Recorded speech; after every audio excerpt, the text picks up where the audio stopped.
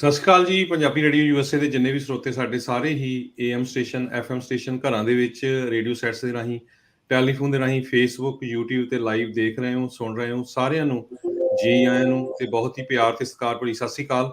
ਸਰੋਤਿਓ, ਅੱਜ ਮਈ ਦੀ 4 ਤਰੀਕ ਆ, ਦਿਨ ਬੁੱਧਵਾਰ ਆ। ਤੁਹਾਡੇ ਲਈ ਸਵੇਰ ਦਾ ਅਪਡੇਟ ਅਮਰੀਕਾ ਪ੍ਰੋਗਰਾਮ ਲੈ ਕੇ ਹਾਜ਼ਰ ਹੋਏ ਆ।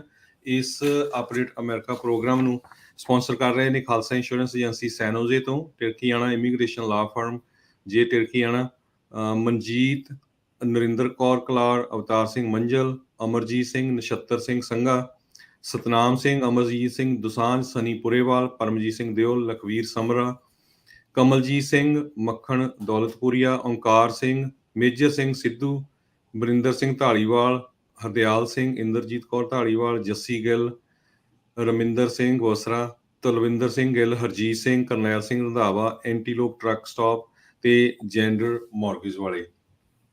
ਸਰੋਤਿਓ, ਅੱਜ ਬੁੱਧਵਾਰ ਦਾ ਦਿਨ ਆ ਤੇ ਮਈ ਦੀ 4 ਤਰੀਕ ਆ ਤੇ ਤੁਹਾਡੇ ਲਈ ਅੱਜ ਇੱਕ ਸਪੈਸ਼ਲ ਜਿਹੜੀ ਆ ਬੁਲੇਟਿਨ ਇਮੀਗ੍ਰੇਸ਼ਨ ਦੇ ਬਾਬਤ ਲੈ ਕੇ ਆਪਾਂ ਤੁਹਾਡੇ ਨਾਲ ਹਾਜ਼ਰ ਹੋਏ ਆ, ਕਿਉਂਕਿ ਕੱਲ ਬਾਈਡਨ ਐਡਮਿਨਿਸਟ੍ਰੇਸ਼ਨ ਨੇ ਇੱਕ ਬਹੁਤ ਹੀ ਵਧੀਆ ਜਿਹੜਾ ਡਿਸੀਜਨ ਲਿਆ ਹੈਗਾ, ਖਾਸ ਕਰਕੇ ਜਿਨ੍ਹਾਂ ਦੇ ਕੋਲ ਵਰਕ ਪਰਮਿਟ ਆ, ਚਾਹੇ ਉਹ H1 ਤੇ ਹੈਗੇ ਆ, ਚਾਹੇ ਉਹ ਪੋਲੀਟੀਕਲ ਅਸਾਈਲਮ ਦੇ ਉੱਤੇ ਹੈਗੇ ਆ। ਬਹੁਤ ਸਾਰੇ ਲੋਕਾਂ ਨੇ ਪਿਛਲੇ ਮਹੀਨਿਆਂ ਦੇ ਵਿੱਚ ਆਪਣੀਆਂ ਜੌਬਸ ਵੀ ਲੂਜ਼ ਕਰ ਲਈਆਂ ਸੀਆਂ, ਕਈਆਂ ਦੇ ਕਮਰਸ਼ੀਅਲ ਲਾਇਸੈਂਸ ਵੀ ਜਿਹੜੇ ਖਤਮ ਹੋ ਗਏ, ਕਿਉਂਕਿ ਅੱਜ ਕੱਲ੍ਹ ਇੰਨਾ ਜ਼ਿਆਦਾ ਟਾਈਮ ਉਹ ਵਰਕ ਪਰਮਿਟ ਉਹਨੂੰ ਰਿਨਿਊਲ ਕਰਨ ਦੇ ਲਈ ਲੈ ਰਹੇ ਸੀ ਤੇ ਉਹਦੇ ਨਾਲ ਕੰਪਨੀਆਂ ਨੇ ਜਿਹੜਾ ਉਹਨਾਂ ਨੂੰ ਲੇ ਆਫ ਕਰਨਾ ਸ਼ੁਰੂ ਕਰ ਦਿੱਤਾ, ਜਾਂ DMB ਨੇ ਲਾਇਸੈਂਸ ਰਿਨਿਊ ਨਹੀਂ ਕੀਤੇ।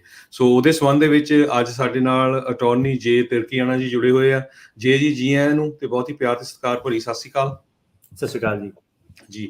ਸੋ ਜਿਸ ਤਰ੍ਹਾਂ ਮੈਂ ਡਿਸਕਸ ਕਰ ਰਿਹਾ ਸੀ, US citizenship and immigration service ਨੇ ਕੱਲ ਇੱਕ ਟੈਂਪਰੇਰੀ ਫਾਈਨਲ ਰੂਲ ਆਰਡਰ ਕੀਤਾ ਆ। ਉਹਦੇ ਬਾਰੇ ਥੋੜੀ ਜਾਣਕਾਰੀ ਦਿਓ ਤੇ ਕਦੋਂ ਉਹ ਇਫੈਕਟਿਵ ਹੋਣਾ ਜੀ। ਸੋ ਕੱਲ ਉਹਨਾਂ ਨੇ ਰੂਲ ਜੀ ਪਾਸ ਕੀਤਾ, ਵੈਬਸਾਈਟ ਤੇ ਆਪਣੀ ਪਬਲਿਸ਼ ਕੀਤਾ ਸੀਗਾ। ਸੋ ਇਹ ਜਿਹੜਾ ਰੂਲ ਆ, ਇਹ ਕੀ ਕਹਿੰਦਾ ਹੈ ਕਿ ਕਈ ਜਿਹੜੇ ਵਰਕ ਪਰਮਿਟ ਆ, ਸਿਰਫ ਅਸਾਈਲਮ ਹੀ ਨਹੀਂ, ਉਸ ਤੋਂ ਇਲਾਵਾ ਵੀ ਜਿਹੜੇ ਬਾਕੀ ਹੋਰ ਵੀ ਵਰਕ ਪਰਮਿਟ ਸੀਗੇ, ਸੋ ਕਾਫੀ ਸਾਰੀਆਂ ਜਿਹੜੀਆਂ ਕੈਟੇਗਰੀ ਆ, ਉਹਨਾਂ ਨੂੰ 180 ਦਿਨ ਦੀ ਜਿਹੜੀ ਮੋਹਲਤ ਆਲਰੇਡੀ ਸੀਗੀ, ਪਰ ਸਾਰੇ ਵਰਕ ਪਰਮਿਟ ਨੂੰ ਇਹ ਨਹੀਂ ਸੀਗੀ। ਤੇ ਜਿਹਨਾਂ ਨੂੰ ਆਲਰੇਡੀ ਸੀਗੀ, ਉਹਨਾਂ ਨੂੰ ਇਹ ਕਹਿੰਦੇ ਆ ਕਿ ਉਹ ਜਿਹੜੇ 180 ਦਿਨ ਆ, ਉਹ ਵਧਾ ਕੇ ਇਹਨਾਂ ਨੇ 540 ਦਿਨ ਕਰ ਦੇਣੇ ਆ। ਸੋ 6 ਮਹੀਨੇ ਤੋਂ ਇਹ ਟਾਈਮ ਜਿਹੜਾ ਵਧਾ ਕੇ 18 ਮਹੀਨੇ ਇਹਨਾਂ ਨੇ ਕਰਤਾ। ਤੇ ਤੁਸੀਂ ਪੁੱਛਿਆ ਸੀਗਾ ਕਿ ਇਹ ਇਫੈਕਟਿਵ ਕਦੋਂ ਰੂਲ, ਇਹ ਮਈ 4 2022 ਨੂੰ, ਅੱਜ ਤੋਂ ਮਤਲਬ ਇਹ ਰੂਲ ਇਫੈਕਟਿਵ ਹੈ ਜੀ। ਸੋ ਇਹ ਬਿਲਕੁਲ ਇੱਕਦਮ ਚੇਂਜ ਕਿਉਂ ਆਈ ਇਹ? ਸੋ ਪਹਿਲਾਂ ਤਾਂ ਇਹ ਸੀਗਾ, ਇੱਕ ਤਾਂ ਇਮੀਗ੍ਰੇਸ਼ਨ ਕਾਫੀ ਜਿਹੜੀ ਸੀਗੀ ਬਿਜ਼ੀ ਚੱਲ ਰਹੀ ਸੀਗੀ। ਉਹਨਾਂ ਨੇ ਜਿਹੜਾ ਮੇਨ ਗੱਲ ਤਾਂ ਇਹ ਹੈ ਕਿ ਕੋਈ ਰੂਲ ਜਾਂ ਨਵਾਂ ਤਾਂ ਇਦਾਂ ਦਾ ਬਣਿਆ ਨਹੀਂ, ਪਰ ਜਿਹੜੀ USCIS ਆ, ਉਹਨਾਂ ਦਾ ਕਾਫੀ ਬੈਕਲੌਗ ਚੱਲ ਰਿਹਾ ਸੀਗਾ। ਤੇ ਜਿਹੜੇ ਵਰਕ ਪਰਮਿਟ ਸੀਗੇ, ਪਹਿਲਾਂ ਤਾਂ 180 ਦਿਨ ਦੇ ਵਿੱਚ ਡਿਸਾਈਡ ਕਰ ਦਿੰਦੇ ਸੀਗੇ, ਤਾਂ ਕਰਕੇ ਉਹ ਰੂਲ ਜਿਹੜਾ ਉਹਨਾਂ ਨੇ ਬਣਾਇਆ ਸੀਗਾ। ਪਰ ਹੁਣ ਕਾਫੀ ਚਿਰਾਂ ਤੋਂ ਆਪਾਂ ਦੇਖ ਰਹੇ, ਪਿਛਲੇ 2-2.5 ਸਾਲਾਂ ਤੋਂ ਹੁਣ ਕੋਈ ਪੂਰਾ ਨਹੀਂ ਹੋ ਰਿਹਾ ਸੀਗਾ ਰਿਕੁਆਇਰਮੈਂਟ। 180 ਦਿਨਾਂ ਦੇ ਵਿੱਚ ਉਹ ਡਿਸੀਜਨ ਦੇ ਨਹੀਂ ਪਾ ਰਹੇ ਸੀਗੇ। ਤੇ ਕਾਫੀ ਸਾਰੇ ਜਿਹੜੇ ਲੋਕ ਸੀਗੇ, ਸਪੈਸ਼ਲੀ ਜਿਹੜੇ ਆਪਣੇ ਟਰੱਕਰਸ ਆ, ਉਹ ਉਹਨਾਂ ਨੂੰ ਕੰਮ ਜਿਹੜਾ ਕਹਿ ਲਓ ਛੱਡਣਾ ਪੈ ਰਿਹਾ ਸੀਗਾ ਇੱਕ ਤਰੀਕੇ ਨਾਲ। ਤੇ ਸਾਨੂੰ ਪਤਾ ਹੀ ਆ ਸਾਰਿਆਂ ਨੂੰ ਕਿ ਟਰੱਕ ਚਲਾਉਂਦਾ ਜਿਹੜਾ ਬੰਦਾ, ਉਹਦੇ ਵਿੱਚ ਤੇ ਜਦੋਂ ਉਹ ਨਹੀਂ ਚਲਾ ਸਕਦਾ, ਕਾਫੀ ਪੇ ਆਊਟ ਦਾ ਜਿਹੜਾ ਡਿਫਰੈਂਸ ਆ। ਸੋ ਇੰਪਲੋਇਮੈਂਟ ਗੈਪ, ਅਨਇੰਪਲੋਇਮੈਂਟ ਦਾ ਜਿਹੜਾ ਸੀਗਾ ਗੈਪ ਬਹੁਤ ਜ਼ਿਆਦਾ ਵੱਧ ਰਿਹਾ ਸੀਗਾ। ਸੋ ਇੱਕ ਤਾਂ ਇਹ ਚੀਜ਼ ਸੀਗੀ। ਤੇ ਦੂਸਰਾ ਇਹ ਹੈ ਕਿ ਕੋਵਿਡ ਦੇ ਕਰਕੇ ਕਾਫੀ ਇਹਨਾਂ ਨੂੰ ਆਰਥਿਕ ਤੰਗੀ ਵੀ ਜਿਹੜੀ ਸੀਗੀ ਇਮੀਗ੍ਰੇਸ਼ਨ ਨੂੰ, ਕਾਫੀ ਜਿਹੜਾ ਫਰਲੋ ਵਗੈਰਾ ਵੀ ਇਹਨਾਂ ਨੇ ਪਹਿਲਾਂ ਕੀਤੇ।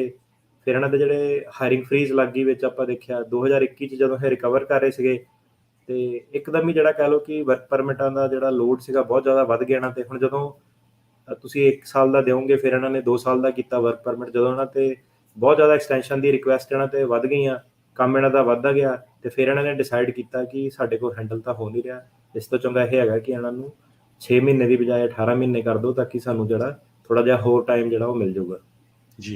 ਸੋ ਬਿਲਕੁਲ, ਜਿਸ ਤਰ੍ਹਾਂ ਤੁਸੀਂ ਟਰੱਕਰ ਦਾ ਵੀ ਦੱਸਿਆ, ਬਹੁਤ ਸਾਰੇ ਹੋਰ ਵੀ ਮੈਂ ਬਹੁਤ ਸਾਰੇ ਲੋਕਾਂ ਨੂੰ ਜਾਣਦਾ ਇੱਥੇ, ਟੈਸਲਾ ਜਾਂ ਹੋਰ ਕੰਪਨੀਆਂ 'ਚ ਕੰਮ ਕਰਦੇ ਸੀ। ਜਦੋਂ ਉਹਨਾਂ ਦੇ ਵਰਕ ਪਰਮਿਟ ਐਕਸਪਾਇਰ ਹੋ ਗਏ ਤੇ ਉਹਨਾਂ ਨੇ ਕਿਹਾ ਵੀ ਹੁਣ ਤੁਸੀਂ ਘਰ ਨੂੰ ਜਾਓ। ਇੱਕ ਪਾਸੇ ਤਾਂ ਅਮਰੀਕਾ ਦੇ ਵਿੱਚ ਜਿਹੜੇ ਇੰਪਲਾਈਜ਼ ਆ, ਉਹਨਾਂ ਦੀ ਬਹੁਤ ਜ਼ਿਆਦਾ ਸ਼ਾਰਟੇਜ ਹੈਗੀ ਆ, ਇੰਪਲਾਇਰ ਨੂੰ ਕੰਮ ਹੀ ਨਹੀਂ ਲੱਭ ਰਹੇ ਹੈਗੇ, ਤੇ ਦੂਸਰੇ ਪਾਸੇ ਇਹ ਵੱਡੀ ਪ੍ਰੋਬਲਮ ਸੀ। ਸੋ ਇਹ ਇੱਕ ਬਹੁਤ ਵਧੀਆ ਜਿਹੜਾ ਡਿਸੀਜਨ ਹੋਇਆ। ਇਹਦੇ ਨਾਲ ਬਹੁਤ ਸਾਰੇ ਜਿਹੜੇ ਪਰਿਵਾਰ ਆ, ਉਹ ਜਿਹੜੇ ਫਾਈਨੈਂਸ਼ਲੀ ਠੀਕ ਰਹਿਣਗੇ, ਆਪਣੀਆਂ ਜਿਹੜੀਆਂ ਜੌਬਸ ਆ ਦੁਬਾਰਾ ਕੀ ਫਿਰ ਕਰ ਸਕਣਗੇ। ਇਹ ਜਿਹੜਾ ਰੂਲ ਆ, ਇਹ ਹੁਣ ਫੋਰ ਐਵਰ ਲਈ ਐਪਲੀਕੇਬਲ ਹੋਊਗਾ ਜਾਂ ਸਿਰਫ ਕੁਛ ਟਾਈਮ ਦੇ ਲਈ ਆ? ਨਹੀਂ ਜੀ, ਇਹ ਫੋਰਐਵਰ ਦਾ ਰੂਲ ਨਹੀਂ ਹੈਗਾ, ਉਹੀ ਥੋੜ੍ਹਾ ਜਿਹਾ ਲੋਕਾਂ ਨੂੰ ਭੁਲੇਖਾ ਵਾ। ਅਤੇ ਜਿੱਦਾਂ ਦੱਸਿਆ ਕਿ ਇੱਕਦਮ ਹੀ ਸੋਸ਼ਲ ਮੀਡੀਆ 'ਚ ਬੜੀ ਸਨਸਨੀ ਜਿਹੀ ਫੈਲ ਜਾਂਦੀ ਕਿ ਇੱਦਾਂ ਹੋ ਗਿਆ, ਚੇਂਜਿਸ ਹੋ ਗਿਆ, ਹੈ ਨਾ। ਅਤੇ ਸਾਨੂੰ ਵੀ ਫਿਰ ਆਫਿਸ 'ਚ ਬਹੁਤ ਜ਼ਿਆਦਾ ਕਾਲਾਂ ਇੱਕਦਮ ਹੀ ਆ ਜਾਂਦੀਆਂ ਜੇ। ਤਾਂ ਮੈਂ ਕਿਹਾ ਯਾਰ ਅਪਡੇਟ ਤਾਂ ਇੱਦਾਂ ਦਾ ਆਇਆ ਨਹੀਂ, ਤਾਂ ਲੋਕ ਇਸ ਹਿਸਾਬ ਨਾਲ ਦੱਸਦੇ ਕਿ ਜਿੱਦਾਂ ਪਤਾ ਨਹੀਂ ਇਮੀਗ੍ਰੇਸ਼ਨ ਦਾ ਰਿਫੋਰਮ ਹੀ ਇੱਕ ਤਰੀਕੇ ਨਾਲ ਆ ਗਿਆ ਹੁੰਦਾ। ਸੋ ਇਹ ਟੈਂਪਰੇਰੀ ਇਹਨਾਂ ਨੇ ਮੈਜਰ ਲਿਆ, ਇਹ ਇਹਨਾਂ ਨੇ ਲੋਕਾਂ ਲਈ ਨਹੀਂ ਲਿਆ, ਇਹਨਾਂ ਨੇ ਪਹਿਲਾਂ ਆਪਣੇ ਲਈ ਲਿਆ। ਤਾਂ ਇਹਨਾਂ ਨੇ ਜਿਹੜਾ ਹੁਣ ਅਕਤੂਬਰ 27 2023 ਤੱਕ ਇਹਨਾਂ ਨੇ ਕਿਹਾ ਆਪਾਂ ਮੈਜਰ ਲੈਣਾ, ਮਤਲਬ ਕਿ ਜਿਹੜਾ ਅਕਤੂਬਰ 27 2023 ਤੋਂ ਬਾਅਦ ਫਿਰ ਦੁਬਾਰਾ ਇਹ ਜਿਹੜਾ ਨਾਰਮਲ 180 ਦਿਨ ਤੇ ਆ ਜਾਊਗਾ। ਸੋ ਇਹਨਾਂ ਨੇ ਆਪਣੇ ਆਪ ਨੂੰ ਕਹਿ ਲਓ ਇੱਕ ਕਿਸਮ ਦਾ ਟਾਈਮ ਦਿੱਤਾ ਕਿ ਅਕਤੂਬਰ 27 2023 ਤੱਕ ਇਹਨਾਂ ਨੂੰ ਟਾਈਮ ਮਿਲ ਜਾਊਗਾ, ਕਿਉਂਕਿ ਆਟੋਮੈਟਿਕ ਐਕਸਟੈਂਸ਼ਨ ਮਿਲ ਜਾਣੀ, ਉਹ ਫਿਰ ਸਾਲ 'ਚ ਇਹਨਾਂ ਨੂੰ ਕੋਈ ਪੰਗਾ ਨਹੀਂ ਕਰਨਾ ਪੈਣਾ। ਅਤੇ ਉਹਦੇ ਵਿੱਚ ਇਹ ਕਹਿੰਦੇ ਕਿ ਆਪਾਂ ਜਿਹੜੇ ਇਹਨਾਂ ਨੇ ਨਵੇਂ ਪ੍ਰੀਮੀਅਮ ਪ੍ਰੋਸੈਸਿੰਗ ਦੀ ਸਰਵਿਸ ਕਈ ਸਾਰੇ EAD ਵਾਲਿਆਂ ਨੂੰ ਨਹੀਂ, ਸਾਰੇ ਵਰਕ ਪਰਮਿਟ ਵਾਲਿਆਂ ਨੂੰ ਨਹੀਂ, ਕਈ ਵਰਕ ਪਰਮਿਟ ਵਾਲਿਆਂ ਨੂੰ ਇਹਨਾਂ ਨੇ ਜਿਹੜਾ $2500 ਲੈ ਕੇ ਜਾਂ 1750, ਜੇ ਪਤਾ ਨਹੀਂ ਸਾਨੂੰ ਕਿੰਨੇ ਪੈਸੇ ਲੈ ਕੇ ਇਹਨਾਂ ਨੇ ਪ੍ਰੀਮੀਅਮ ਸਰਵਿਸ ਜਿਹੜੀ ਦੇਣੀ ਹੈ, ਜਿਹਦੇ ਵਿੱਚ ਕਿ ਛੇਤੀ ਜਿਹੜਾ ਵਰਕ ਪਰਮਿਟ ਡਿਸਾਈਡ ਹੋ ਜਾਊਗਾ। ਉਹ ਅਨਫੋਰਚੂਨੇਟਲੀ ਇਹਨਾਂ ਨੇ ਕਿਹਾ ਕਿ ਸਾਲਮ ਵਾਲੇ ਜਿਹੜੇ ਵਰਕ ਪਰਮਿਟ ਆ ਉਹਨਾਂ ਨੂੰ ਨਹੀਂ ਇਹਨਾਂ ਨੇ ਐਕਸਟੈਂਡ ਕਰਨੀ। ਸੋ ਇਹਨਾਂ ਨੇ ਕੀ ਦੇਖਣਾ ਹੁਣ ਕਿ ਇਹਨਾਂ ਦਾ ਜਿਹੜਾ ਗੋਲ ਇਹ ਆ ਕਿ ਅਕਤੂਬਰ 27 2023 ਦੀ ਡੇਟ ਇਹਨਾਂ ਨੇ ਇਸ ਹਿਸਾਬ ਨਾਲ ਰੱਖੀ ਆ ਕਿ ਕਹਿੰਦੇ ਕਿ ਬਾਏ ਦੈਟ ਟਾਈਮ ਇਹਨਾਂ ਦਾ ਜਿਹੜਾ ਗੋਲ ਹੋਗਾ ਕਿ 3 ਮਹੀਨੇ ਤੋਂ 6 ਮਹੀਨੇ ਦੇ ਵਿੱਚ ਸਾਰੇ EAD ਦੇ ਨਿਪਟਾਰੇ ਕਰਨੇ ਆ। ਇਹਨਾਂ ਨੂੰ ਇਮੀਗ੍ਰੇਸ਼ਨ ਵਾਲਿਆਂ ਨੂੰ ਇਹ ਲੱਗਦਾ ਕਿ ਤਦ ਤੱਕ ਇਹ ਬੈਕ ਟੂ ਨਾਰਮਲ ਆ ਜਾਣਗੇ। ਅਤੇ ਟੈਂਪਰੇਰੀਲੀ ਇਹਨਾਂ ਨੇ ਜਿਹੜਾ ਇਹ ਮੈਜਰ ਆਪਣੇ ਵਾਸਤੇ ਇਹਨਾਂ ਨੇ ਜਿਹੜਾ ਇਹ ਲਿਆ ਜੀ। ਸੋ ਇਹ ਹਰ ਇੱਕ ਲਈ EAD ਜਿਹੜਾ ਐਪਲੀਕੇਬਲ ਆ ਜਾਂ ਕੁਛ ਕੈਟਾਗਰੀਜ਼ ਦੇ ਲਈ ਆ? ਨਹੀਂ ਜੀ, ਇਹ ਸਿਰਫ ਕੁਛ ਕੁ ਕੈਟਾਗਰੀ ਲਈ ਐਪਲੀਕੇਬਲ ਆ। ਸੋ ਕਾਫੀ ਸਾਰੇ ਜਿਹੜੇ ਵਰਕ ਪਰਮਿਟ ਆ ਉਹ ਉਹਨਾਂ 'ਤੇ 180 ਦਿਨ ਵਾਲਾ ਰੂਲ ਵੀ ਜਿਹੜਾ ਨਹੀਂ ਲੱਗਦਾ ਸੀਗਾ। ਸੋ ਜਿੱਦਾਂ ਵਾਵਾ ਹੋ ਗਿਆ, ਅਸਾਈਲਮ ਵਾਲੇ ਜਿਹੜੇ ਕੇਸ ਹੋ ਗਏ, ਜਾਂ ਜਿਹਨਾਂ ਦਾ ਗ੍ਰੀਨ ਕਾਰਡ ਸੀਗਾ ਐਡਜਸਟਮੈਂਟ ਆਫ ਸਟੇਟਸ ਪੈਂਡਿੰਗ ਆ, ਜਾਂ ਜਿਹੜੇ E2 ਵਾਲੇ ਸੀਗੇ, TPS ਜਿਹਨਾਂ ਨੂੰ ਮਿਲਿਆ ਹੋਇਆ ਜਾਂ ਕਿਸੇ ਨੂੰ ਵਿਦ ਹੋਲਡਿੰਗ ਮਿਲੀ ਆ, ਅਤੇ ਅਸਾਈਲੀ ਰਿਫਿਊਜੀ ਵਾਲੀ ਜਿਹੜੀ ਕੈਟਾਗਰੀਜ਼ ਆ ਉਹਨਾਂ 'ਤੇ ਹੀ ਇਹ ਜਿਹੜਾ ਸੀਗਾ ਰੂਲ ਇਹ ਲਾਗੂ ਹੁੰਦਾ ਸੀਗਾ। ਤਾਂ ਕਾਫੀ ਸਾਰੇ ਜਿਹੜੇ ਵਰਕ ਪਰਮਿਟ ਆ ਇਹਦੇ ਵਿੱਚ ਕਵਰਡ ਨਹੀਂ ਹੁੰਦੇ ਸੀ, ਨਾ ਹੀ ਅੱਗੇ ਹੋਣੇ ਆ ਜੀ। ਸੋ ਜਿਹੜਾ ਇਹ ਐਗਜ਼ੈਕਟ 540 ਡੇ ਪੀਰੀਅਡ ਆ, ਇਹ ਹਰ ਇੱਕ ਲਈ ਦਿੱਤਾ ਗਿਆ ਹੈ? ਇਹਦੇ ਵਿੱਚ ਕਾਈਂਡ ਆਫ ਮਤਲਬ ਕੀ ਹੈ ਕਿ ਜਿਹੜਾ ਟੋਟਲ ਟਾਈਮ ਹੈ ਨਾ, ਉਹ ਸਾਰਿਆਂ ਨੂੰ 540 ਦਿਨ ਤੱਕ ਦੀ ਐਕਸਟੈਂਸ਼ਨ ਮਿਲਣੀ ਆ। ਹੁਣ ਇਹਦੇ ਵਿੱਚ 3-4 ਸਿਨੈਰੀਓ ਜਿਹੜੇ ਉਹ ਆ ਜਾਂਦੇ ਆ, ਉਹ ਆਪਾਂ ਡਿਸਕਸ ਕਰ ਸਕਦੇ ਹਾਂ। ਸੋ ਪਹਿਲਾਂ ਤਾਂ ਇਹ ਹੈ ਕਿ ਦੇਖੋ ਕਿ ਇੱਕ ਅਸਾਈਲਮ ਵਾਲਾ ਬੰਦਾ, ਉਹਦੀ ਐਗਜ਼ਾਮਪਲ ਲੈ ਲਈਏ ਕਿਉਂਕਿ ਜ਼ਿਆਦਾ ਆਪਣੇ ਜਿਹੜੇ ਸੁਣਨ ਵਾਲੇ ਆ ਉਹ ਅਸਾਈਲਮ ਵਾਲੇ ਹੀ ਆ ਜੀ। ਤਾਂ ਮੰਨ ਲਓ ਕਿ ਕਿਸੇ ਦਾ ਵਰਕ ਪਰਮਿਟ ਸੀਗਾ ਆਲਰੇਡੀ ਪੈਂਡਿੰਗ ਸੀਗਾ, ਅਤੇ 180 ਦਿਨ ਤੋਂ ਜ਼ਿਆਦਾ ਉਹਨੂੰ ਹੋ ਗਿਆ, ਮਤਲਬ ਕਿ ਉਹਨੇ ਹੁਣ ਆਲਰੇਡੀ ਕੰਮ ਛੱਡਤਾ ਹੈ ਨਾ, ਅਤੇ ਉਹਦੀ ਵਰਕ ਪਰਮਿਟ ਆਲਰੇਡੀ ਐਕਸਪਾਇਰ ਹੋ ਚੁੱਕਿਆ। ਸੋ ਇੱਦਾਂ ਦੇ ਕਾਫੀ ਜ਼ਿਆਦਾ ਕੇਸ ਜਿਹੜੇ ਉਹ ਹੈਗੇ ਆ। ਸੋ ਇਹਨਾਂ ਨੇ ਕੀ ਕਿਹਾ ਕਿ ਤੁਹਾਨੂੰ ਜਿਹੜਾ 540 ਦਿਨ ਤੁਹਾਨੂੰ ਜਿਹੜੇ ਦੇਣੇ ਆ, ਉਹ ਉਦੋਂ ਤੋਂ ਦੇਣੇ ਆ ਜਦੋਂ ਤੁਹਾਡਾ ਵਰਕ ਪਰਮਿਟ ਐਕਸਪਾਇਰ ਹੋਇਆ ਸੀਗਾ। ਉਹਨਾਂ ਨੂੰ ਨਵਾਂ ਇਹਨਾਂ ਨੇ 540 ਦਿਨ ਦਾ ਪੀਰੀਅਡ ਨਹੀਂ ਦੇਣਾ ਜੀ। ਫੋਰ ਐਗਜ਼ਾਮਪਲ ਮੰਨ ਲਓ ਕਿ ਕਿਸੇ ਦਾ ਪਿਛਲੇ ਨਵੰਬਰ ਦਾ ਐਕਸਪਾਇਰ ਹੋਇਆ, ਤਾਂ ਉਹਦੇ ਜਿਹੜੇ 540 ਦਿਨ ਹੈਗੇ ਆ, ਉਹ ਨਵੰਬਰ ਤੋਂ ਹੀ ਜਦੋਂ ਉਹਦਾ ਐਕਸਪਾਇਰ ਹੋਇਆ ਉਦੋਂ ਤੋਂ ਸ਼ੁਰੂ ਹੋਣੇ ਆ, ਉਹਨੂੰ ਨਵਾਂ 540 ਦਿਨ ਦਾ ਪੀਰੀਅਡ ਨਹੀਂ ਮਿਲਣਾ। ਸੋ ਕਾਫੀ ਸਾਰੇ ਕੇਸ ਇੱਦਾਂ ਦੇ ਆ, ਜਿੱਦਾਂ ਆਪਾਂ ਨੂੰ ਸ਼ੋਅ 'ਚ ਵੀ ਕਾਲ ਕਰਦੇ ਸੀਗੇ ਕਿ ਮੇਰਾ 1.5 ਸਾਲ ਹੋ ਗਿਆ ਪੈਂਡਿੰਗ ਆ, ਹੈ ਨਾ। ਹੁਣ ਉਹ ਬੰਦਾ ਜਿਹੜਾ ਉਹਦਾ 1 ਸਾਲ ਜਿਹੜਾ ਸੀਗਾ, ਉਹ ਕਹਿ ਲਓ ਤੁਸੀਂ ਆਲਰੇਡੀ ਮਾਰਿਆ ਗਿਆ, ਉਹਨੂੰ 540 ਨਹੀਂ ਮਿਲਣਾ, ਉਹਨੂੰ 1 ਸਾਲ ਵਿੱਚ ਉਹਦੀ ਮਾਈਨਸ ਹੋ ਜਾਣਾ, ਉਹਨੂੰ ਫਿਰ ਆਹੀ ਆਪਣੇ 6 ਮਹੀਨੇ ਦਾ ਟਾਈਮ ਮਿਲਣਾ, ਹੈ ਨਾ। ਸੋ ਇੱਕ ਤਾਂ ਉਹ ਕੈਲਕੂਲੇਸ਼ਨ ਹੋ ਗਈ। ਸੋ ਹੁਣ ਦੂਜਾ ਉਹ ਵਾਲੇ ਕੇਸ ਆ ਗਏ ਜਿਹਨਾਂ ਦੀ ਐਪਲੀਕੇਸ਼ਨ ਆਲਰੇਡੀ ਅਜੇ ਪੈਂਡਿੰਗ ਆ, ਅਤੇ 180 ਦਿਨ ਦੇ ਵਿੱਚ ਜਿਹੜੇ ਚੱਲ ਰਹੇ ਆ, ਮਤਲਬ ਕਿ ਉਹਨਾਂ ਦੇ ਅਜੇ ਐਕਸਟੈਂਸ਼ਨ ਪੀਰੀਅਡ ਜਿਹੜਾ ਸੀਗਾ ਉਹ ਖਤਮ ਨਹੀਂ ਹੋਇਆ। ਅਤੇ ਉਹਨਾਂ ਨੂੰ ਇਹਨਾਂ ਨੇ ਕਿਹਾ ਕਿ ਜਦੋਂ ਤੁਹਾਡਾ ਖਤਮ ਹੋਊਗਾ, ਉਸ ਤੋਂ ਬਾਅਦ ਤੁਹਾਡਾ ਜਿਸ ਤਰੀਕ ਨੂੰ ਖਤਮ ਹੋਊਗਾ, ਉਸ ਤੋਂ ਬਾਅਦ ਤੁਹਾਡੇ ਜਿਹੜੇ 540 ਦਿਨ ਦੀ ਤੁਹਾਨੂੰ ਐਕਸਟੈਂਸ਼ਨ ਮਿਲਣੀ ਹੈ। ਅਤੇ ਉਹ ਲੋਕਾਂ ਨੂੰ 540 ਤੋਂ ਕਾਈਂਡ ਆਫ ਲਾਈਕ ਜ਼ਿਆਦਾ ਦਿਨ ਮਿਲ ਜਾਣੇ ਆ, ਰਾਈਟ, ਜਦੋਂ ਉਹਨਾਂ ਦੀ ਵਰਕ ਪਰਮਿਟ ਜਿਹੜਾ ਖਤਮ ਹੋਇਆ। ਸੋ ਇਹ ਹੁਣ ਆਪਣੀ ਕੈਲਕੂਲੇਸ਼ਨ ਹੈ ਕਿ ਕਿਹਦਾ ਕਦੋਂ ਵਰਕ ਪਰਮਿਟ ਖਤਮ ਹੋ ਰਿਹਾ ਅਤੇ ਉਹਨੂੰ 540 ਦਿਨ ਮਿਲਣੇ ਆ ਕਿ ਨਹੀਂ ਮਿਲਣੇ ਆ। ਇਹਦੇ ਵਿੱਚ ਇੱਕ ਚੀਜ਼ ਇਹ ਜ਼ਰੂਰ ਆ ਕਿ ਮਿਲਣੇ ਉਹਨੂੰ ਹੀ ਆ ਜਿਹੜੇ 540 ਦਿਨ ਜਿਹਨੇ ਟਾਈਮ ਸਰ ਆਪਣੀ ਜਿਹੜੀ ਐਪਲੀਕੇਸ਼ਨ ਆ ਉਹ ਫਾਈਲ ਕੀਤੀ ਆ ਜੀ। ਕਈ ਇੱਦਾਂ ਦੇ ਵੀ ਬੰਦੇ ਆ, ਉਹਨਾਂ ਨੇ ਟਾਈਮ ਸਰ ਨਹੀਂ ਕੀਤੀ, ਉਹਨਾਂ ਦਾ ਵਰਕ ਪਰਮਿਟ ਆਲਰੇਡੀ ਐਕਸਪਾਇਰ ਹੋ ਗਿਆ ਸੀਗਾ, ਅਤੇ ਉਹਨਾਂ ਨੇ ਉਦੋਂ ਐਕਸ਼ਨ ਨਹੀਂ ਲਿਆ, ਮੰਨ ਲਓ ਉਹਦੇ ਗੈਪ ਪੈ ਗਿਆ, ਉਹਨਾਂ ਨੂੰ ਕੋਈ ਐਕਸਟੈਂਸ਼ਨ ਨਹੀਂ ਮਿਲਣੀ, ਕਿਉਂਕਿ ਐਕਸਟੈਂਸ਼ਨ ਟਾਈਮਲੀ ਫਾਈਲ ਹੋਇਆ ਨਾ। ਜਿਹਨਾਂ ਨੇ ਆਪ ਲੇਟ ਫਾਈਲ ਕੀਤਾ, ਇਮੀਗ੍ਰੇਸ਼ਨ ਕਹਿੰਦੀ ਕਿ ਉਹਨਾਂ ਨੂੰ ਇਹ ਜਿਹੜਾ ਆਪਾਂ ਸਹੂਲੀਅਤ ਉਹ ਪ੍ਰੋਵਾਈਡ ਨਹੀਂ ਕਰਨੀ ਜੀ। ਸੋ ਹੁਣ ਇੱਕ ਮੇਰਾ ਕੁਐਸਚਨ ਹੋਰ ਆ ਵੀ ਬਹੁਤ ਸਾਰੇ ਜਿਹੜੇ ਲੋਕ ਕੰਪਨੀਆਂ ਨੇ ਉਹਨਾਂ ਨੂੰ ਜਿੱਦਾਂ ਲੇ ਆਫ ਕਰਤਾ ਜਾਂ ਜਾਣ ਦਿੱਤਾ ਵੀ ਤੁਹਾਡਾ ਤਾਂ ਵਰਕ ਪਰਮਿਟ ਐਕਸਪਾਇਰ ਹੋਇਆ, ਲੀਗਲੀ ਅਸੀਂ ਤੁਹਾਨੂੰ ਹਾਇਰ ਨਹੀਂ ਕਰ ਸਕਦੇ, ਜਾਂ ਜਿਹੜੀ DMV ਆ ਡਿਪਾਰਟਮੈਂਟ ਆਫ ਮੋਟਰ ਵਹੀਕਲ ਆ, ਉਹਨਾਂ ਨੇ ਲਾਇਸੈਂਸ ਰਿਨਿਊ ਨਹੀਂ ਕੀਤੇ ਵੀ ਤੁਹਾਡਾ ਵਰਕ ਪਰਮਿਟ ਐਕਸਪਾਇਰ ਹੋ ਗਿਆ। ਸੋ ਉਹ ਲੋਕ ਉੱਥੇ ਜਾ ਸਕਦੇ ਜਾਂ ਉਹਨਾਂ ਨੂੰ ਕੋਈ ਜਿਹੜੀ ਆ ਨਿਊਜ਼ ਲੈ ਕੇ ਜਾਣੀ ਆ, ਜਾਂ ਆਟੋਮੈਟਿਕਲੀ ਉਹਨਾਂ ਨੂੰ ਪਤਾ ਹੋਊਗਾ ਵੀ ਹਾਂ ਇਹ ਐਕਸਟੈਂਸ਼ਨ ਹੋ ਗਿਆ, ਜਾਂ ਕਿਸੇ ਤਰ੍ਹਾਂ ਦਾ ਲੈਟਰ ਭੇਜੂਗੇ USCIS ਵਾਲੇ ਸਾਰਿਆਂ ਨੂੰ? ਜਿਹੜਾ ਹੁਣ ਕੀ ਹੈ ਕਿ ਜਿਹਨਾਂ ਨੇ ਤਾਂ ਨਵਾਂ ਫਾਈਲ ਕਰਨਾ ਐਕਸਟੈਂਸ਼ਨ, ਉਹਨੂੰ ਤਾਂ ਰਿਸੀਟ ਨੋਟਿਸ ਆ ਜਾਂਦਾ ਸੀਗਾ, ਉਹਦੇ ਉੱਤੇ ਆਲਰੇਡੀ ਲਿਖਿਆ ਹੁੰਦਾ ਸੀਗਾ ਕਿ ਤੁਹਾਡੀ 180 ਦਿਨ ਦੀ ਹੋ ਗਈ ਆ। ਸੋ ਉਹਨਾਂ ਨੂੰ ਜੀ ਤਾਂ ਉਹਨਾਂ ਨੇ ਨਵਾਂ ਵਾਲਾ ਦੇ ਦੇਣਾ ਕਿ ਤੁਹਾਡਾ 540 ਦਿਨ ਦਾ ਕਰਤਾ ਸਿੱਧੇ। ਉਹਨਾਂ ਜੀ ਨੂੰ ਤਾਂ DMV ਦੇ ਕੋਲ ਜਾ ਕੇ ਕੋਈ ਪ੍ਰੋਬਲਮ ਨਹੀਂ ਹੋਣੀ। ਜੀ ਹੁਣ ਜਿਹੜੇ ਬਾਕੀ ਦੇ ਕੇਸ ਜਿਹੜੇ ਪੈਂਡਿੰਗ ਆ, ਉਹ ਕੇਸਾਂ ਦੇ ਵਿੱਚ ਕੀ ਹੈਗਾ ਕਿ ਉਹਨਾਂ ਨੂੰ ਇਹੀ ਸਾਰਾ ਜਿਹੜਾ ਇਮੀਗ੍ਰੇਸ਼ਨ ਦੀ USCIS ਦੀ ਜੇ ਵੈਬਸਾਈਟ ਤੇ ਜਾਣ ਤੇ ਉੱਥੋਂ ਦੀ ਉਹਨਾਂ ਨੂੰ ਪ੍ਰਿੰਟ ਆਊਟ ਮਿਲ ਜਾਣਾ, ਉਹਨਾਂ ਨੂੰ ਪ੍ਰਿੰਟ ਆਊਟ ਕਰਕੇ ਲੈ ਕੇ ਜਾਣਾ ਪੈਣਾ। ਸੋ ਪੰਗਾ ਇਹੀ ਆ ਕਿ ਈਵਨ ਜਿਹੜੇ ਕਹਿ ਲਓ ਸਿਲੀਕਨ ਵੈਲੀ ਦੇ ਜਿਹੜੇ ਸਾਡੇ ਕਈ ਕਲਾਇੰਟ ਆ, ਚੰਗੀਆਂ ਭਲੀਆਂ ਜਿਹੜੀਆਂ ਟੈਕ ਵਾਲੀਆਂ ਕੰਪਨੀਆਂ, ਜੀ ਉਹਨਾਂ ਦੇ ਜਿਹੜੇ EMPLOYER ਆ, ਉਹਨਾਂ ਨੂੰ ਜਦੋਂ ਤੁਸੀਂ ਦੱਸਦੇ ਸੀਗੇ ਕਿ ਮੈਨੂੰ ਆਹ ਦੇਖੋ ਆਟੋਮੈਟਿਕ ਐਕਸਟੈਂਸ਼ਨ ਮਿਲੀ ਆ, ਕਈ ਵਾਰੀ ਉਹਨਾਂ ਦੇ ਜਿਹੜੇ HR ਆ ਉਹ ਕੁੰਡੀ ਫਸਾ ਕੇ ਬਹਿ ਜਾਂਦੇ ਸੀਗੇ ਕਿ ਨਹੀਂ ਇਹਨੂੰ ਆਪਾਂ ਮੰਨਦੇ ਨਹੀਂ, ਸਾਨੂੰ ਐਕਚੁਅਲ ਜਿਹੜਾ ਵਰਕ ਪਰਮਿਟ ਆ ਉਹ ਪ੍ਰੋਡਿਊਸ ਕਰੋ। ਜੀ ਸੋ ਏਦਾਂ ਹੀ ਕਈ ਸਟੇਟਸ ਦੇ ਜਿਹੜੇ DMV ਆ ਉਹ ਇੰਨਾ ਹੀ ਐਡਵਾਂਸ ਨਹੀਂ ਹੈਗੇ, ਉਹਨੂੰ ਥੋੜੀ ਕੈਚਿੰਗ ਅਪ ਦੀ ਲੋੜ ਹੁੰਦੀ ਹੈ ਹਨਾ।